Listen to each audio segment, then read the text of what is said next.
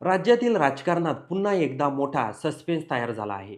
राज्यसभेची निवडणूक जाहीर झाली आहे. जागा फक्त किती तर एक, पण दावेदार अनेक. आणि नाव आहे ज्येष्ठ नेते शरद पवार. पण प्रश्न असा आहे, ही जागा त्यांना मिळणार का?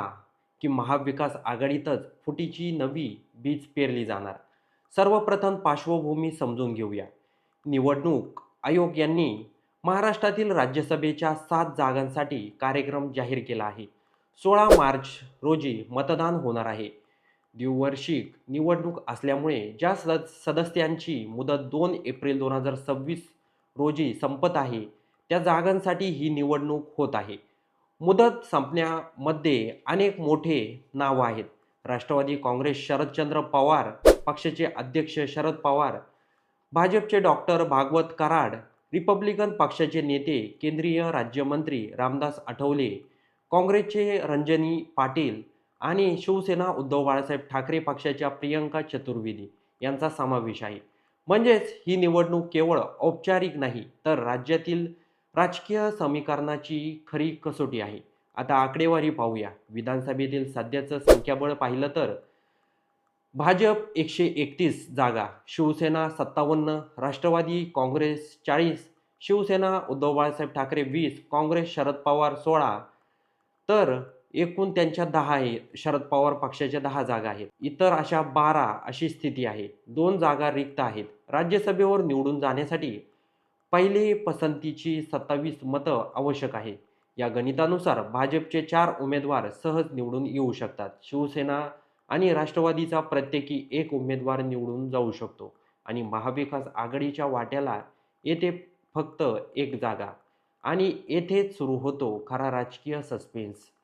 महाविकास आघाडीकडून त्या एकमेव जागेसाठी ज्येष्ठ नेते शरद पवार यांच्या नावाची चर्चा सुरू आहे. काही दिवसापूर्वी शिवसेना उद्धव बाळासाहेब ठाकरे पक्षाचे नेते संजय राऊत यांनीही पवारांच्या नावाचा सूचक उल्लेख केला होता. पण काँग्रेसमध्ये मात्र या नावाला विरोध होत असल्याची चर्चा सुरू आहे. मुंबईत झालेल्या काँग्रेसच्या कामकाज सल्लागार समितीच्या बैठकीत या विषयावर सर्वप्रथम चर्चा झाली. पक्षातील काही ज्येष्ठ नेत्यांनी सूचकपणे नाराजी व्यक्त केल्याचं सांगितलं जात आहे. विरोध आहे. कारण गेल्या काही दिवसात राष्ट्रवादी काँग्रेसची भाजपसोबत वाढलेली जवळीक, विलिनीकरणाची चर्चा आणि संभाव्य राजकीय हालचाली या सगळ्यांमुळे काँग्रेसमधील एक गट सावध झाला आहे. त्यांचं म्हणणं आहे, जर ही एकमेव जागा शरद पवारांना दिली आणि भविष्यात राष्ट्रवादी शरद पवार पक्षाने वेगळी भूमिका घेतली तर महाविकास आघाडीची ही जागा देखील महायुतीकडे जाऊ शकते. दुसरा मुद्दा म्हणजे वय, प्रकृती. शरद पवार सध्या 85 वर्षाचे आहेत. त्यांनी यापूर्वीच राज्यसभेची निवडणूक लढवणार नसल्याचं सूचक वक्तव्य केलं होतं. त्यामुळे ते पुन्हा राज्यसभेवर जाणार का? हा देखील मोठा प्रश्न आहे. तर जर त्यांनी नकार दिला तर महाविकास आघाडीला सर्वसामान्य आणि तटस्थ असा नवा चेहरा पुढे करावा लागेल. काँग्रेसमधील काही नेत्यांचं मत आहे की या वेळी नव्या चेहऱ्याला संधी दिली पाहिजे. म्हणजेच परिस्थिती अशी आहे, एक जागा, 3 पक्ष आणि अंतर्गत मतभेद. ही निवडणूक फक्त राज्यसभेची नाही, तर महाविकास आघाडीच्या ऐक्याची परीक्षा आहे. विधानसभा निवडणुकीनंतर जवळपास निकालात निघालेल्या आघाडीसमोर ही मोठी कसोटी आहे. जर शरद पवारांना उमेदवारी मिळाली तर काँग्रेस काय भूमिका घेणार? जर काँग्रेसने विरोध केला तर आघाडीमध्ये तणाव वाढणार का? आणि जर पवारांनीच नकार दिला तर कोण होणार डार्क होर्स उमेदवार? सध्या तरी अधिकृतरित्या कोणत्याही पक्षाने भूमिका स्पष्ट केलेली नाही. अंतिम निर्णय पक्षश्रेष्ठींच्या पातळीवर होणार आहे. काँग्रेसकडून लवकरच केंद्रीय नेतृत्वांशी चर्चा होण्याची शक्यता आहे. राज्यसभेची निवडणूक 16 मार्चला आहे आणि म्हणजेच पुढील काही दिवस महाराष्ट्राच्या राजकारणासाठी अत्यंत निर्णायक असणार आहे. तर एकूण चित्र काय सांगतं?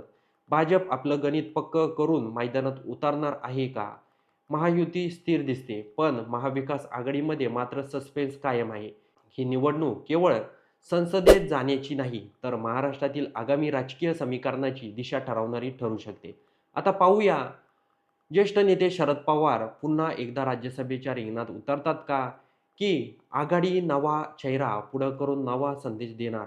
महाराष्ट्राच्या राजकारणात पुढील काही दिवसात मोठ्या हालचाली होण्याची देखील शक्यता नाकारता येत नाही. तुम्हाला काय वाटतं? महाविकास आघाडीने शरद पवारांना संधी द्यावी का?